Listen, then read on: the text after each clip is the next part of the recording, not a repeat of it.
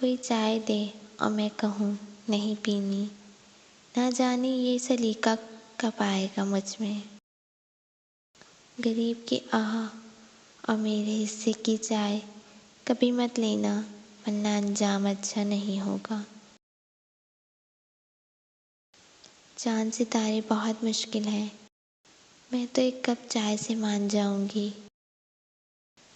سبھی سسکیوں کی آہیں لایا ہوں، اہل غم بیٹھو میں چائے لایا ہوں۔ شہر عداوت میں ہم سے نفرت یوں نبھائی گئی، ہمارے سامنے چائے بنا کر کسی اور کو پلائی گئی۔ مجھ کو تیری یاد بھی اب نہیں آتی، تنہائی میں اب میرا ساتھ نبھاتی ہے چائے۔ سوچ رہا ہوں چائے پر ایک کتاب لکھوں، جو نہیں پیتے انہیں خانہ خراب لکھوں۔